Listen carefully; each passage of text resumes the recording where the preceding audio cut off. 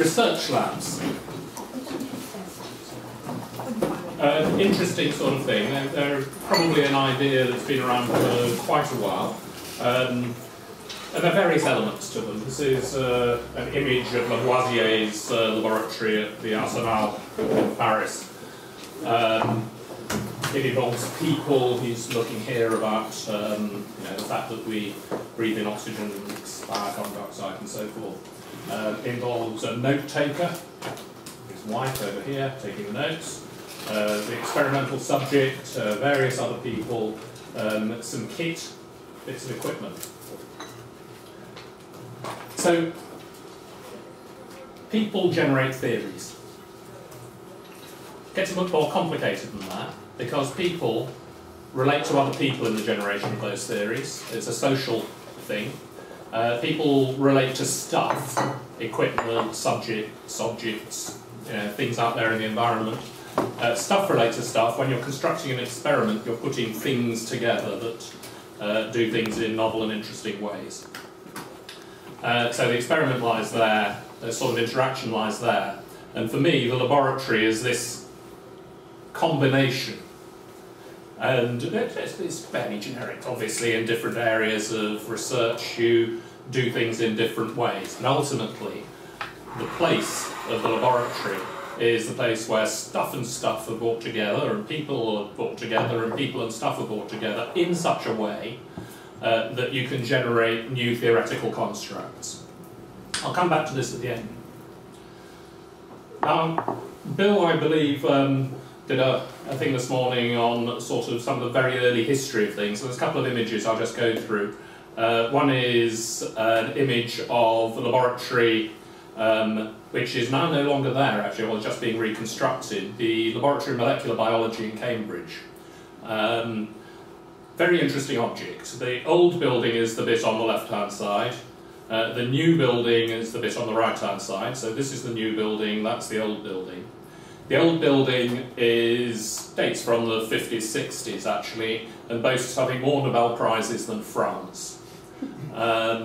It's a very productive research laboratory, and in molecular biology, it's one of the few places in Europe that can attract people from the States, if you like, as this is a place you have to go to, rather than the brain drain going in the opposite direction.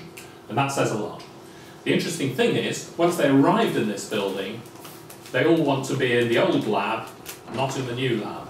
And it was a real significant learning experience, actually, to go around and try and put our finger on exactly what it was that was a distinction between the old and the new buildings that led to the scientists wanting to be in the old one rather than the new one. The latest bit of this building is this white thing that's been tacked on the side, and I think it's just an auditorium. Second seminal case in this is a Nuffield Foundation design of a research laboratory at Lincoln's Inn Fields for Cancer Research UK. That's still there at the moment, but is about to disappear when CR UK moved to the new building on or behind the British Library site in a few years' time. So it's a building which is still around and been highly effective for a long time. And I'll use these buildings just to explain a couple of things. The basic design of this building was very logical. The idea was that you should service the building through vertical service submains, pipes and drains, which go along the corridor here. On the other side of the corridor, office space, because laboratory space is expensive, office space is relatively cheap, therefore keep low service office space separate to laboratory space. Now, we learnt a lot by observing what it was that scientists did when they voted with their feet and adapted the building.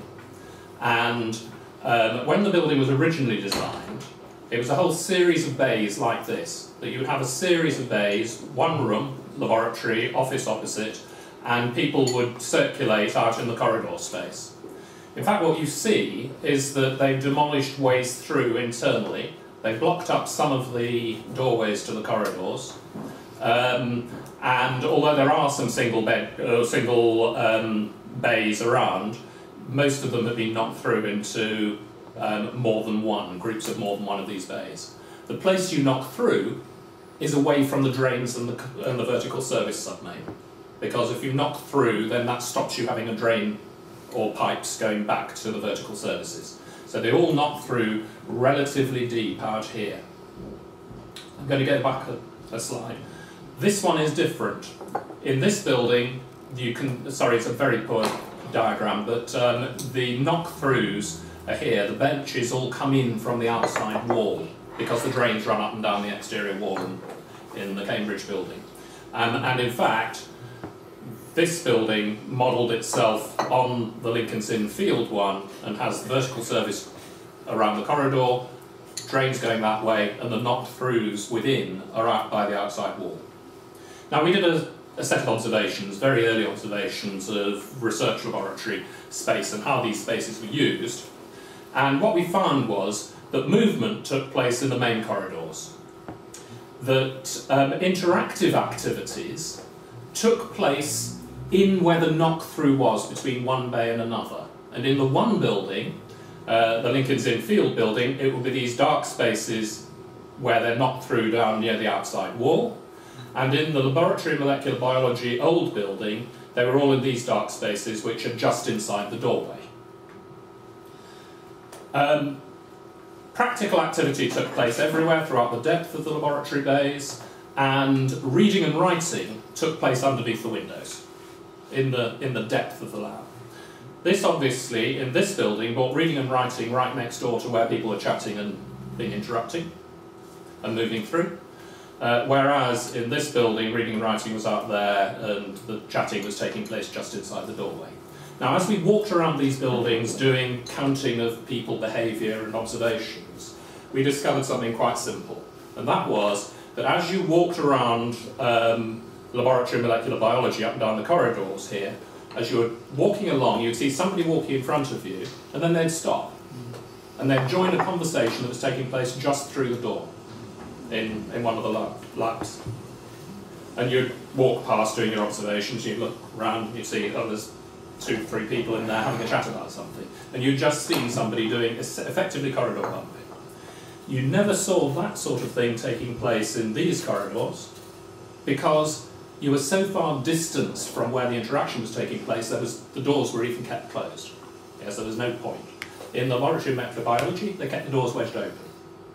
Yeah? And there was a great degree of interaction between research groups because of that, we believe.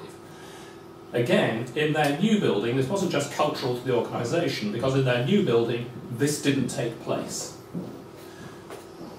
This whole thing was pointed out to me by the scientist who occupied this lab bay. And he had purposefully asked for the bays to be knocked through just inside the door, and because he said, this is how it works in the other building, I wanted to create that atmosphere.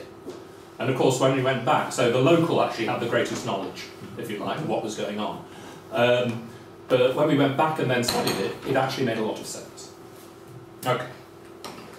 So what we went on to do is do a whole series of questionnaires. We were looking at the environment, how light or dark it was, what the temperature was doing, etc., all of those sorts of things, how sunny it was. And of course, all of those sorts of things about the environment are just facts of any building, and we know the physics of it, and we can predict it fairly well, and we can design for it. We also did a social network kind of survey, a questionnaire here, where we listed everybody in the laboratory question by name, and we asked people to tick off how often they saw that person from daily to never, and whether or not they found them useful in their work. What's the result look like? Well, found useful by others. So this is a single organisation. Each dot is an individual, and what you can see from this is, if you're a statistician, you look at this and you say, well, it's a bit of a mess.